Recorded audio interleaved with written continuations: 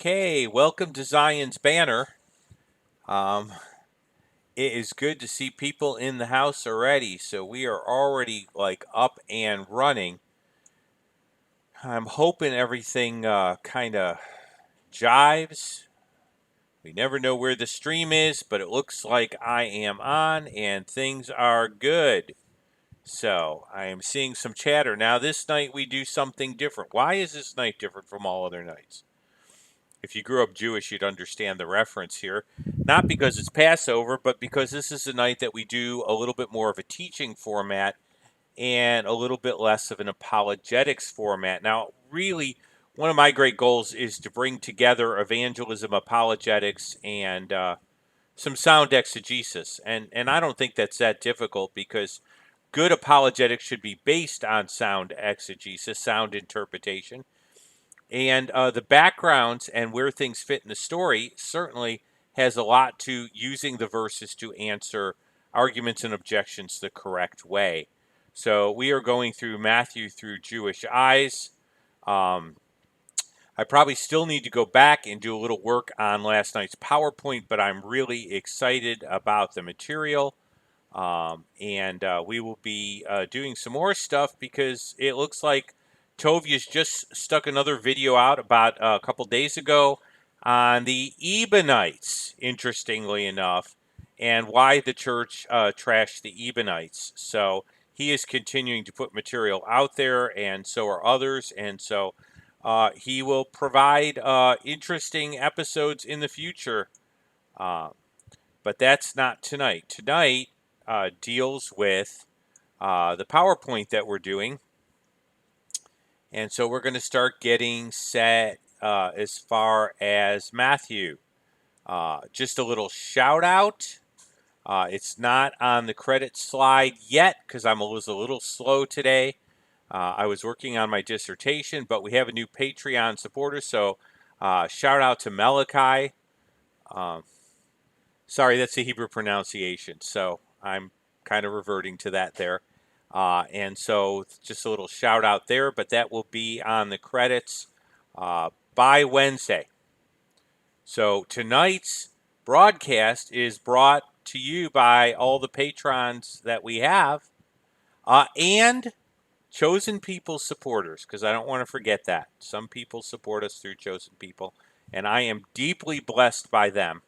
And some people want to contribute towards the part of the ministry that we're doing tonight in a unique way. And then some people have gone above and beyond and they've done a little of both. And they're supporting us through Chosen People and they've done some stuff to help make these broadcasts possible. So that's all I have to say is you guys are incredible. That's the bottom line. And you're all incredible in your incredibleness in unique ways. So let's get started. We're going through the teaching of Jesus in Matthew 5. Now, I have my Bible.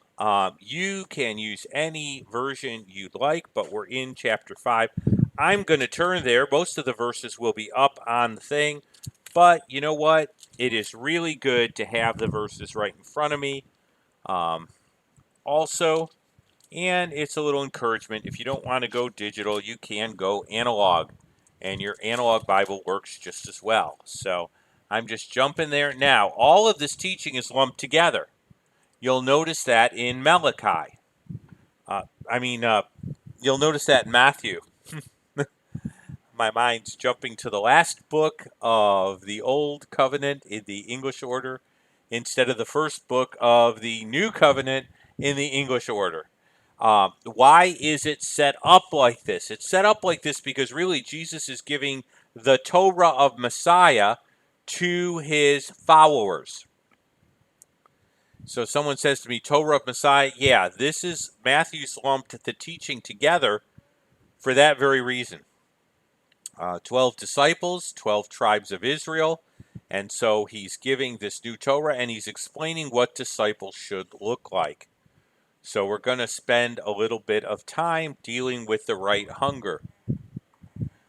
We have dealt with blessed are the poor in spirit, and we've dealt with blessed are those who mourn. I am really jumping to verse 6. um, we can be a little out of order.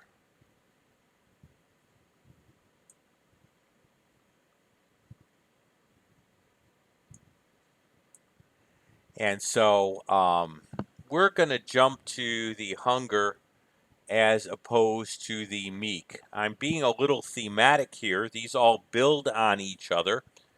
Um,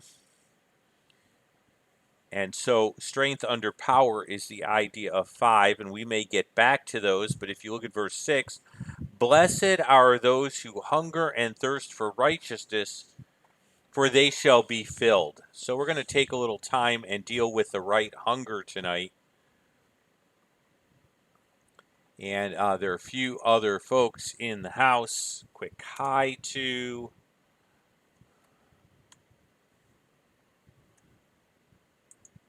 Now, actually, the right way to have dealt with this probably would be to have dealt with the meek first and follow the pericope through. I'm taking each of these and I'm taking the main ones and I'm treating them sort of as their own individual lessons, even though they're really part of one pericope. So you start with the Beatitudes and you move on to what's called the similitudes.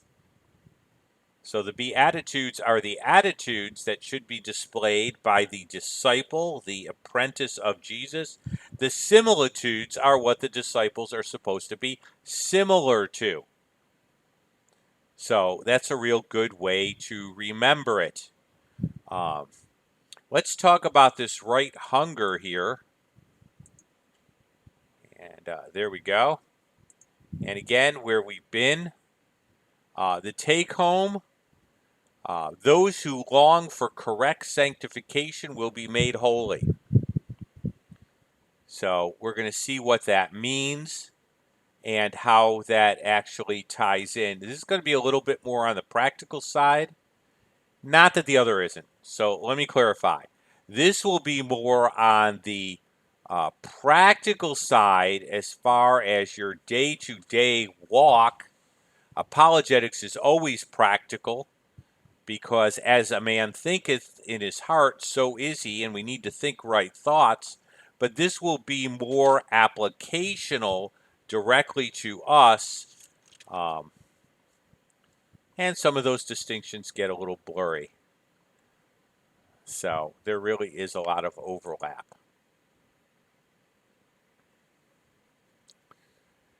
First of all, we get to deal with a feature of Greek. Those who hunger and thirst are present active participles. This is really cool because the grammar means something. So a participle is an ing word.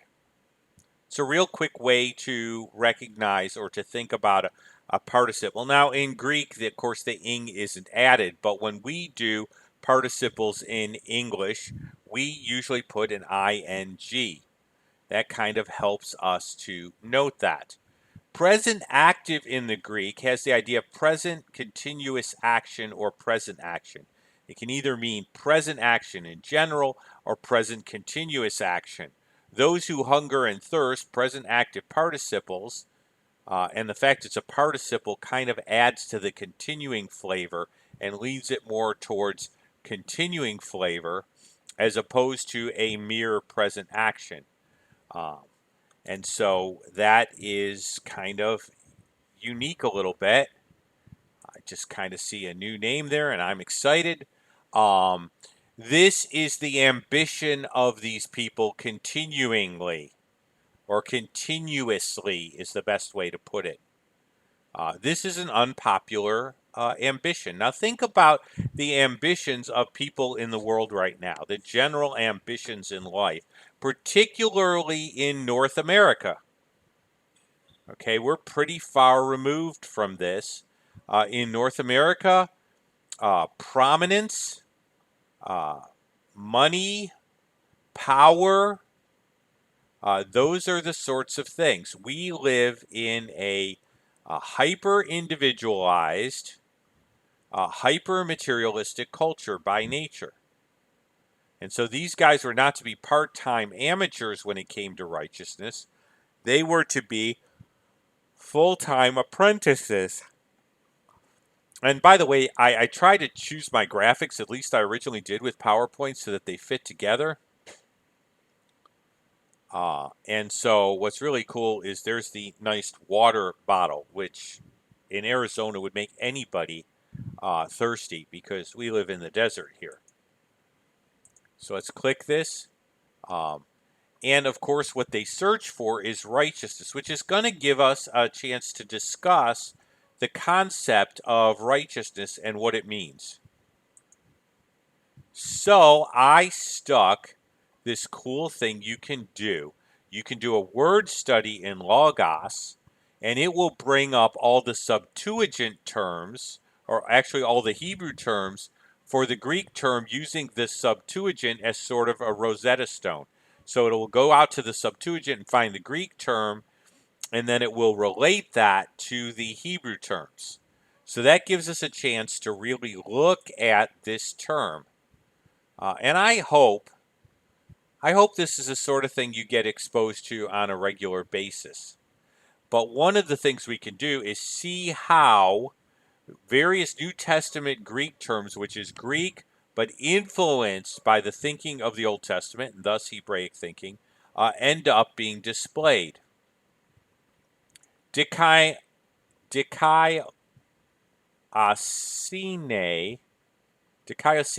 is the term for righteousness. What Hebrew terms do we find? Now, look at the ones that are found the most. Sadiq in various forms. You have Sadiq, you have Sadak, and you have Sadaka. And so those are the terms, but those are all related Hebrew root wise. So we have the Hebrew root being the same in the three major equivalents. You have Mishpat, you have Chesed, and you have Emet, being used also to a lesser degree. And so I would say that the root that's found in Sadiq is the major Hebrew concept that is translated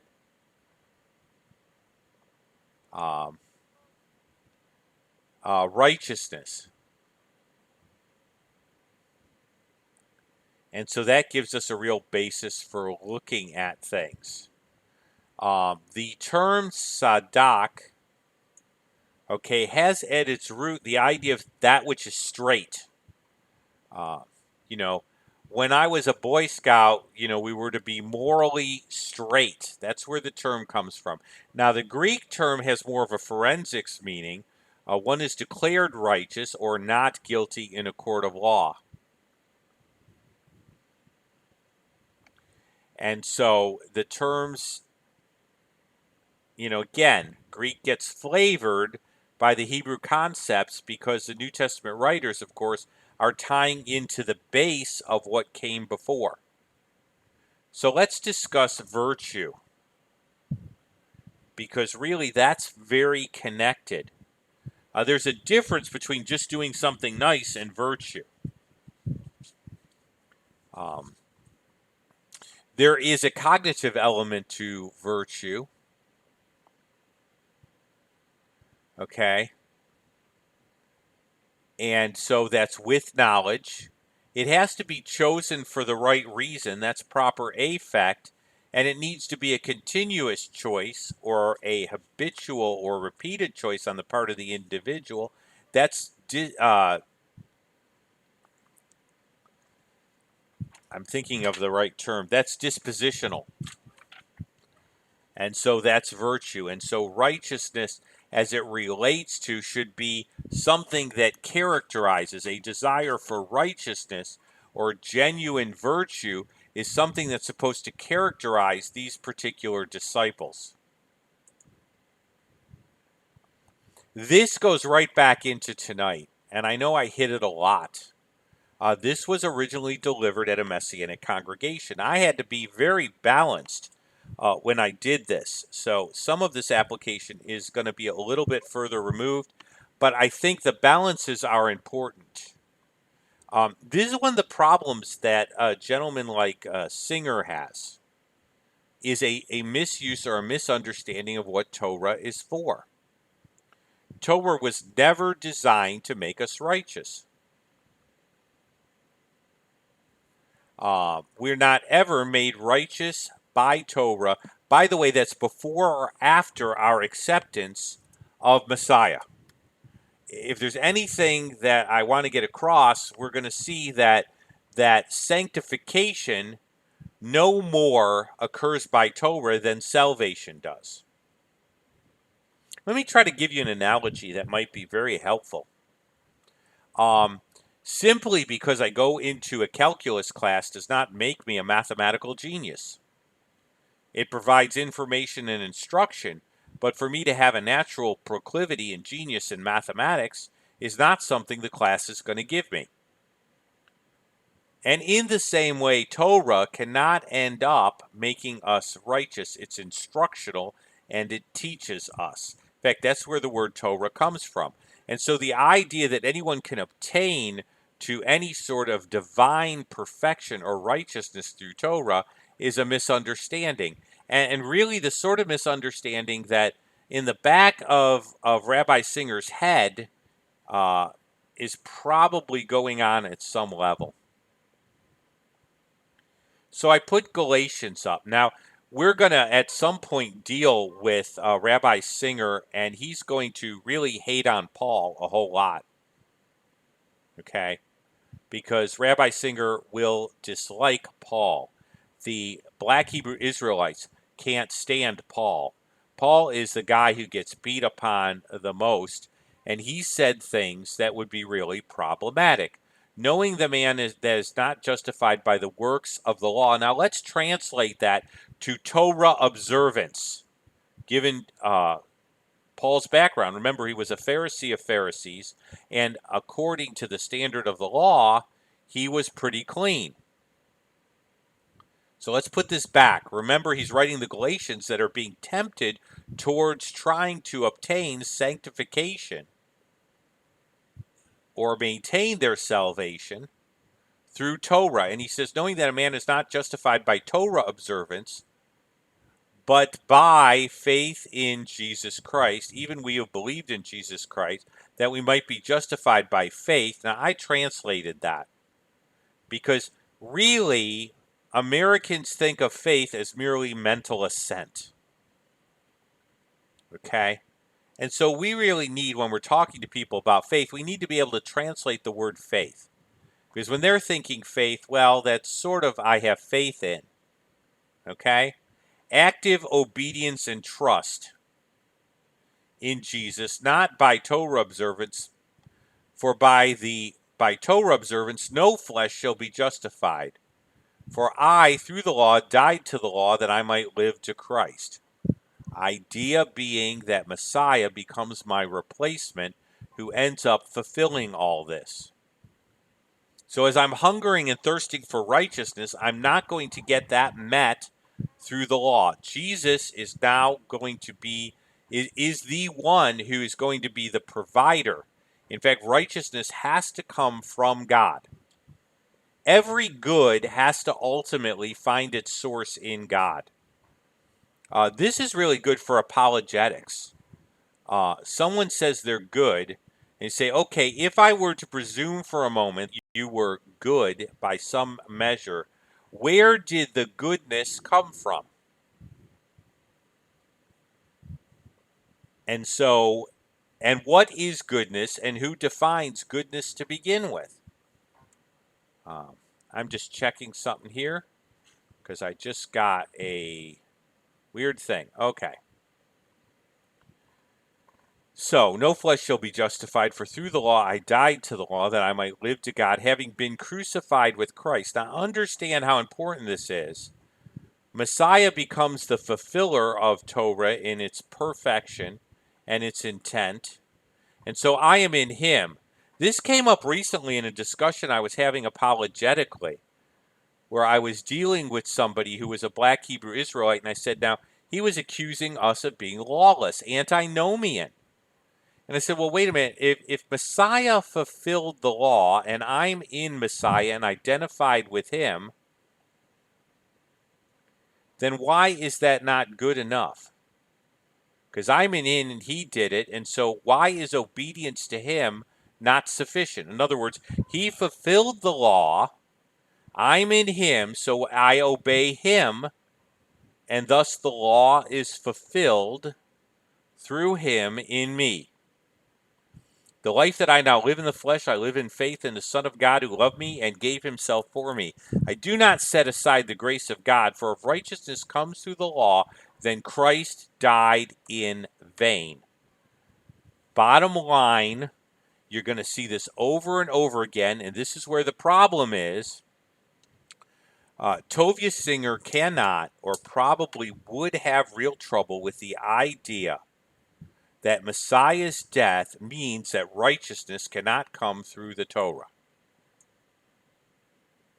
That is problematic from his standpoint. And so that's one of the problems that he is going to really have, are statements like this. We're going to talk about how Torah works out. Again, Torah is instructional, not instrumentative. In other words, it's not the instrument by which God builds righteousness in me. It is the instrument by which he teaches me about him and what righteousness is. And by the way, the new covenant contains even more information. Remember, we believe in progressive revelation. So let's talk about the kosher laws. They're kind of interesting. When I talk to people, they give a lot of reasons why they think the kosher laws were included in the Old Covenant. Reasons that I've heard given, and even from friends of mine,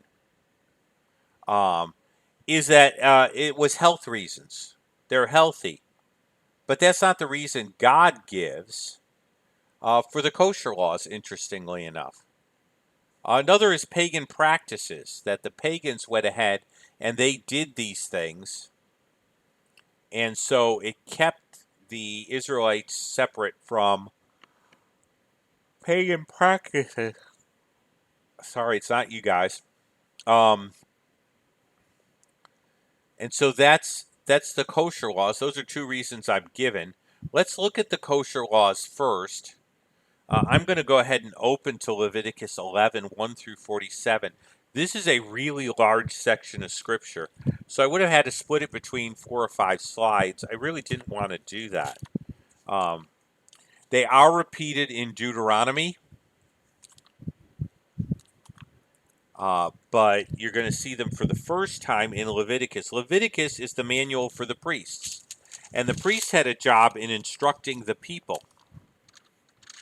The rabbi or rabbinate, the existence of the rabbis and their authority is a later development.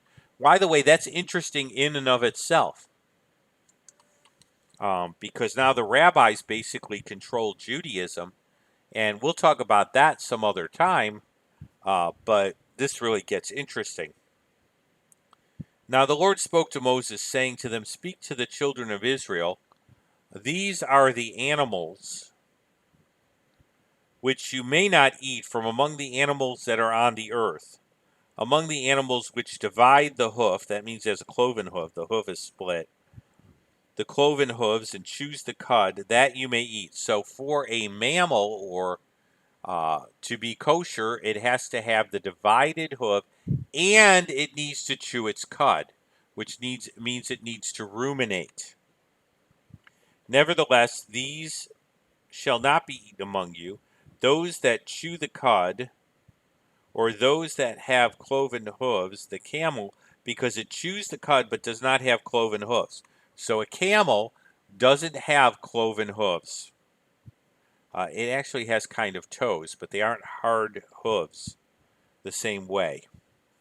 The rock thorax, because it chews the cud but does not have cloven hooves, is unclean. The hare or the rabbit, now this is interesting, because it chews the cud but does not have cloven hooves. Now liberals used to say that they could prove the Bible wrong because of this verse, because the rabbit and hare, they would say, doesn't chew the cud.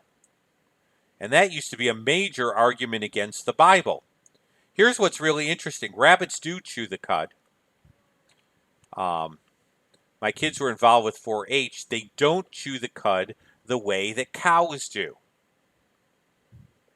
So what they do is they have two types of pellets that they excrete, hard and soft. The soft pellets, they go back and they rechew. So they don't ruminate the same way. Are they kosher? No. The swine, because it does have the cloven hoof, but it doesn't chew the cud. These flesh you shall not eat, and their carcasses you shall not touch. Now, it doesn't mean permanently, but it means you temporarily will be ceremony unclean. These you may eat of all the are in the water. So now we're dealing with seafood and fish. Okay? Whether in the seas or the rivers. So whatever body of water we're talking about here. Um, but in all the seas and the rivers that do not have, I'm sorry, they have to have, in the seas or the waters that have fins and scales, whatever in the seas or the rivers you may eat. But in all the seas and the rivers you may not have, you may not, sorry, that do not have skins and scales. All that move in the water, any living thing which is in the water, they are abomination to you. So for fish, they have to have scales and fins. That gets rid of your eel and some of your other things. It also gets rid of your shark. Your shark has fins, but he has no scales. That gets rid of your crustaceans because they have no fins and they have no scales. So sometimes when I'm traveling, um, um, when I'm traveling, I will generally avoid. I choose to probably, I stay away from the shellfish stuff. My wife, who is not Jewish, she has the occasional crustacean craving. That's what I call it. Um, it strikes her about 2 times a year, usually when we're at Chinese restaurants. So that is just an interesting thing that she deals with. The kids also stay away from the. Now, this is all chosen. We're not made righteous by the law. Okay? But that just tells you where it's at. Well, what about birds? Now, notice we dealt land, sea, air. Those things shall be regarded among abomination among birds that shall not be eaten. They are the eagle, the vulture, the buzzard, the kite, the falcon, every raven, the ostrich, the short-eared owl, the seagull, the hawk, the little owl, the fisher owl, the screech owl, the white owl, the jackdaw, the carrion vulture, the stork, the hoopie after its kind. Oh, sorry, the heron after its kind, the hoopie, and the bat. By the way, liberals like to pick on this. Uh, Someone's pointing out that kosher meat is also halal. That is true. Um, um, and someone's going to say, now, wait a minute now. The Bible is, again, scientifically inaccurate because it mentions the bat. The word bird there is not a scientific term for avian. It's a term for anything that flies. So understand that the Bible uses the language of appearance. Hebrew is designed to create pictures. It is not designed to go ahead and give a scientific breakdown of the genus and species of every animal. This is not inaccuracy. This is writing in the language of the people at the time. Now, here's weird. You think you got it all covered, right? Well, here's flying insects that creep on the ground. All of them are no good, except for those that have the hinged back legs. That's 21, 22. So you can eat the locust, the cricket, the grasshopper. I've never been inclined to eat grasshoppers, but I have Oriental friends that will do the occasional teriyaki grasshopper.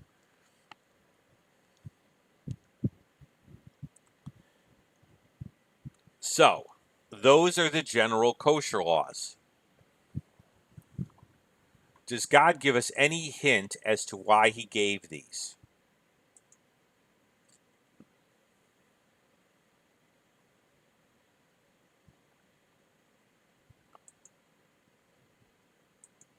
And actually, I did state them for you. Okay. Now, my friend ended up doing one of his papers in the Feinberg program on this, and he lived a little further down the B line than I did. And so we used to have these great talks about Torah and ethics and the things we were learning in class. And he was actually more observant as far as choosing more of the Jewish customs a little bit more strictly than I did. And we had many great talks. Um, First of all, understand that the kosher laws appear in the section of Leviticus that's the purity laws. And so he theorized, and I loved his theory, both by the language of the kosher laws at the end, which we'll see, and where they appear in the law, that's called context, that really the lesson was purity. And I think that's the key in Leviticus, is clean and unclean is to teach us pure and was to teach them pure and impure. So it was a visual for the people. See, God has his reasons, and he was trying to teach them. It was instructional. Does that make me a better person? I can explain, I could show you some really nasty people that keep kosher. I could show you some people that are not pure in their life who keep kosher. And so, does that improve me? No. Physical illustration of purity did not guarantee ethical, pure living.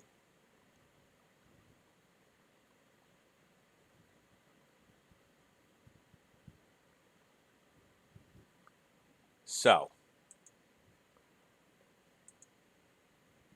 here's the purpose of the kosher laws. I am the Lord your God, and therefore you will consecrate yourselves. The word consecrate yourself is a causative. You will cause yourselves to be holy. Okay, you will holyize yourselves. You shall be holy, for I am holy. Look at the pattern here. I love this pattern. This is called the indicative imperative pattern. If you can learn nothing else, look for that pattern in Scripture because we're image bearers. And so it occurs, it's integral to Scripture in general, but there are a lot of places where God states it. There are a lot of places where it's inferred. You shall be holy. Y'all shall be holy, right? You shall be holy, for I am holy. In other words, God is the source of holiness, and we are to reflect it.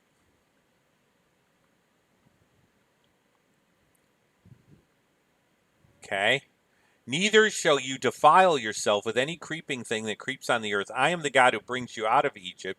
You shall be holy, for I am holy. So the purpose of the kosher laws has to do with holiness or purity. Now I jumped a slide ahead. What would be impure about some of these animals? Well, my friend theorized that one of the interesting things about animals that are unkosher is that they have features of more than one kind of animal or an animal that appears in both domains. So your crawfish or your shellfish isn't really a fish. It walks and has a hard shell. It has features that you might find on a land animal, although it's in the sea. Um, and that was his theorizing. What we do know is that God wanted clean and unclean to be a lesson, and he called certain animals unclean, and they were to learn the difference between clean and unclean.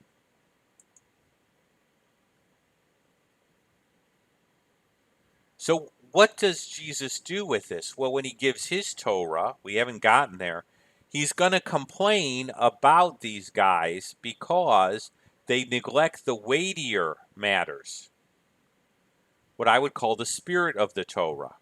Clean and unclean, holy and unholy, find their ultimate expression in justice, mercy, and faith. So while they keep the outward ceremonial, they don't keep the inward. And so that's going to be his complaint. So if I keep kosher outside, but I don't make any attempt to keep kosher inside, then I'm not really hungering and thirsting after God's righteousness.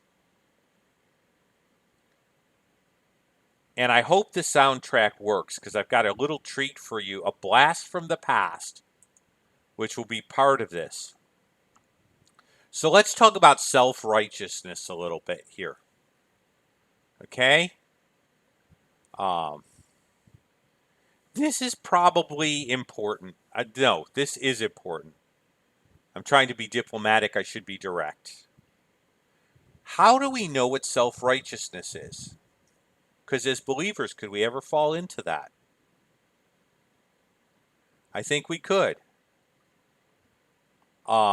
Self-righteousness is viewing my practice as the only correct practice or expression, or judging others by the form of their practice. Notice I said the form of their practice, not their conduct.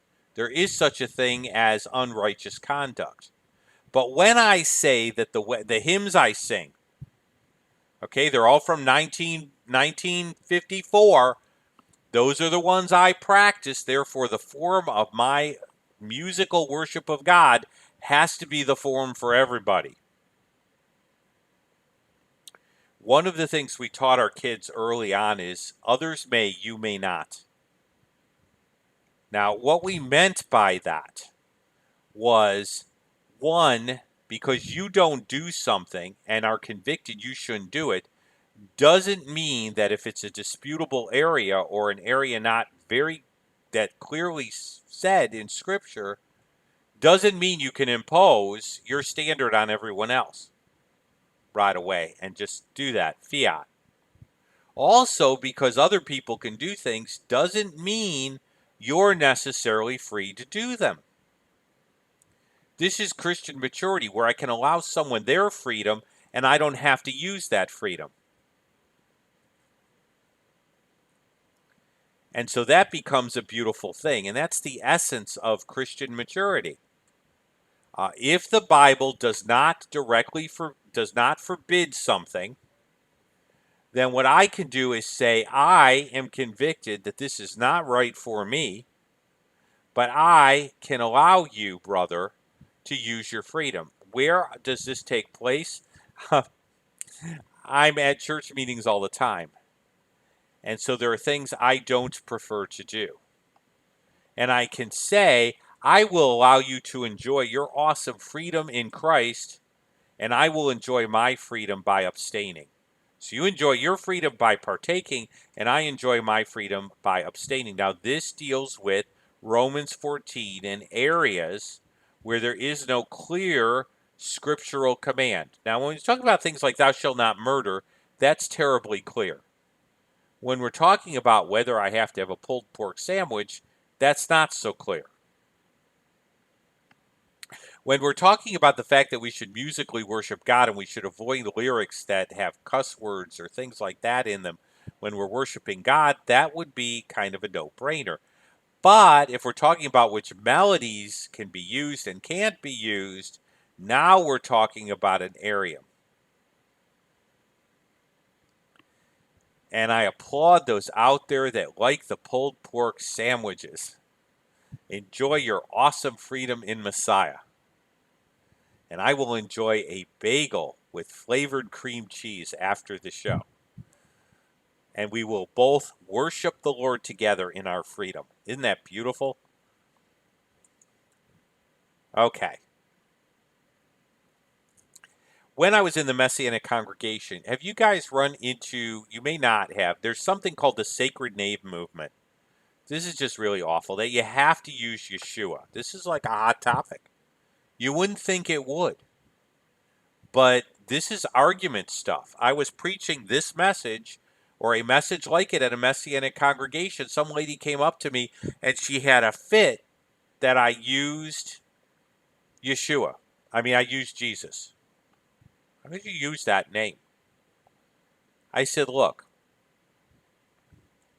is it good to use the Hebrew occasionally? Well, I like to do it for a few reasons.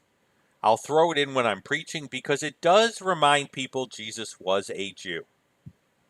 That's disputed by some people. The late Yasser Arafat referred to Jesus as a Palestinian. Well, I don't know where the borders were back then, but I know he was a son of David. It also points out that the head of the church is the king of Israel. This is a really neat and important fact. It isn't either or, it's both and. The church needs to realize that its head just happens also to be the king of Israel. Isn't that neat? In fact, to be the Savior of the world, Jesus would have to be the king of Israel, given the promises of God. However, does this mean that you have to use Yeshua? No, and these sacred name folks, and by the way, the Hebrew Roots movement tends this way too.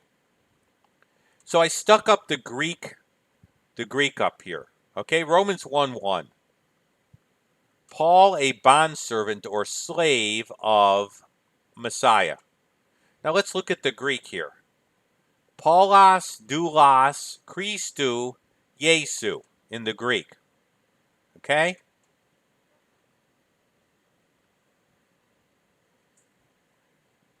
Why I did this is because what you see is that Paul doesn't use Yeshua, he uses the Greek Jesu, which by the way is where we get Jesus from. Okay? Jesus comes from the fact that you went from the Greek to the Latin Vulgate, which also did not have a J. And then you had translation that occurred from the Latin to the English. And so the J was introduced later. By the way, keep this in mind with your Jehovah's Witnesses, although they're not playing this game so much. I run into them a lot. And they'll do this whole thing with Jehovah. There's no J in Hebrew. It's a Yud. Some people pronounce it as Yod. I don't know why. They pronounce it as Yod. Okay? I grew up, it's a Yud. Okay? So what happens is you go from Jesus, and you had to change because Greek follows certain rules. So you didn't have an a at the end. If you have a nominative noun, you have us in the nominative case. So it becomes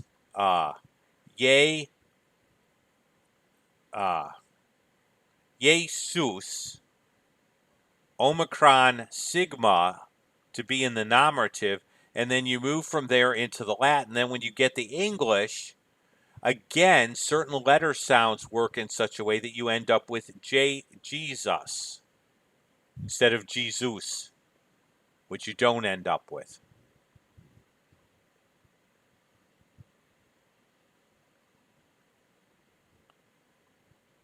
Is there a problem with the name Jesus? No.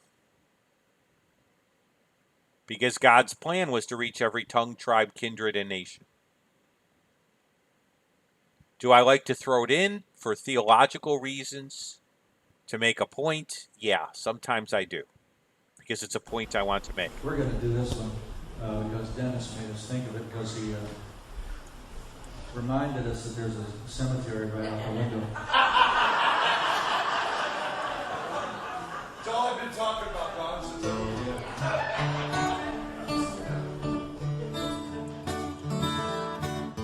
I don't care how many buses you own or the size of your sanctuary. Doesn't matter how steep your steeple is if it's sitting on a cemetery. Don't care if you pave your parking lot or put pads upon your pews. What good is a picture-perfect stage if you're missing all the cues? Don't care if your pastor's superpowered and your program's always new. What you need is love and truth. Men are gonna come to you. Doesn't matter that you know the Bible, if it's all just in your head. The thing I need to ask you is, have you done the things I said? Do you love your wife? For her and for your children, are you laying down your life? What about the others? Don't care if your pastor's as a servant to your sisters and your brothers. Do you make the poor man beg you for a bowl? Do the widow and the orphan cry alone?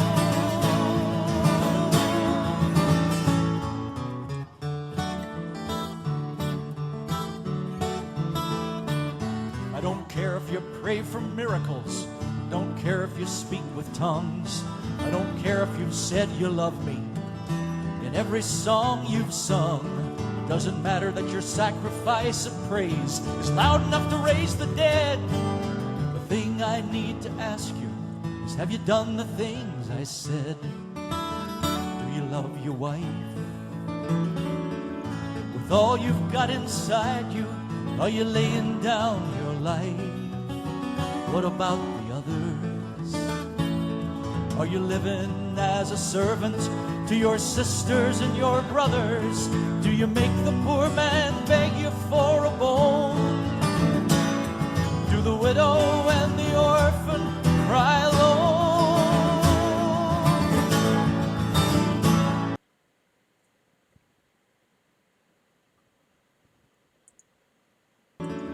With all you've got inside you, are you laying down your life?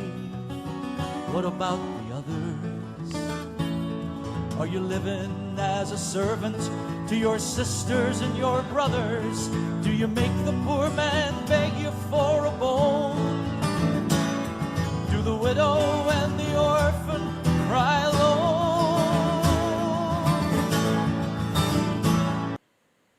All right, that was some vintage Don Francisco. I don't know who remembers. Whoops. Are you laying down your life? We're going to do this one. What about Because the Dennis others? Okay. Are you living as a servant to your sisters and your brothers? Do you make the poor man beg you for a bone? Do the widow and the orphan cry alone? Just a second here. Okay, Right, that was some vintage Don Francisco. I don't know who. All right, so a little bit of some vintage Don Francisco there, for you folks. And I don't know, I might get tagged for that. I don't think so. All right. Wow, someone mentioned the Oasis Network. I think I know the guy in charge of the Oasis Network, and okay, so that was kind of neat.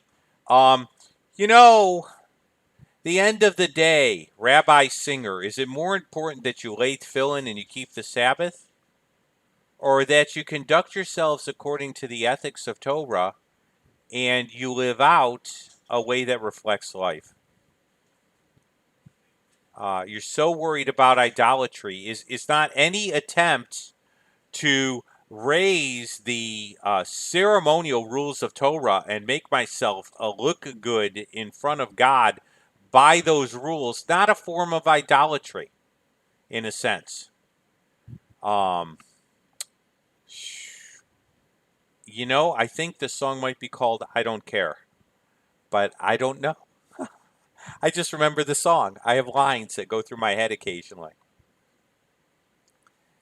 I did it like this. Want to see my attempt to be Don Francisco a little bit? I don't care if you keep the feasts perfectly and you count the Omer too. What you need is love and truth, and men are going to come to you. I don't care if you know the Siddur, if it's all just in your head. What I need to ask you is, have you done the things I said? And so that's why I'm not Don Francisco. But that's my attempt there. Let's bring it home for us. Okay? This is the formula you could put on your refrigerator magnet here. Hopefully it'll come through here. This is a mathematical formula here related to our lesson. It always takes a few seconds here. But orthodoxy minus love equals legalism. love minus orthodoxy leads to liberalism. So I know you can't see the slide. It's actually in the PowerPoint. There it is. So there's your mathematical formula. What we have to do is keep the balance. Love without truth is not love. Truth without love doesn't stay very true. And so we need to work on keeping the balance.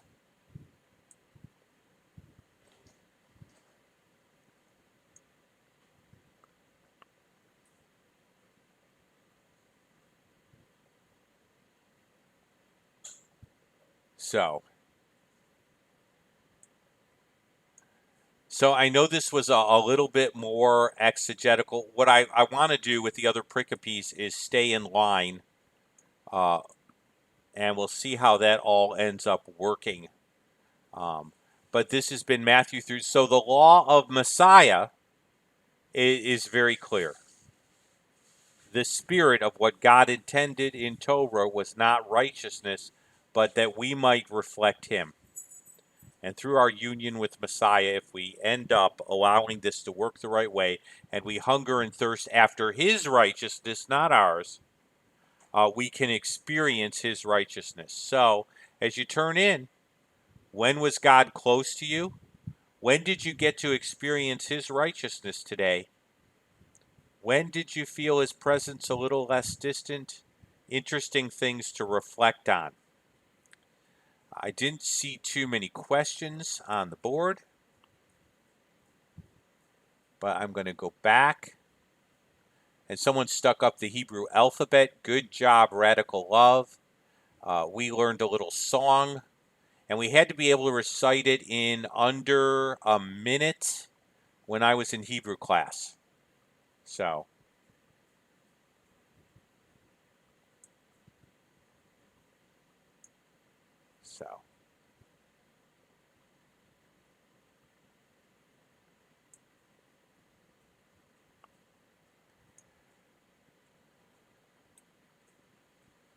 So we'll be dealing with some more stuff from Dr. Brown and then another old rabbi, and we'll see where things take. But he continues to dislike some things about what we believe, to say the least. And so I'm honored to be able to address those and learn more through addressing those.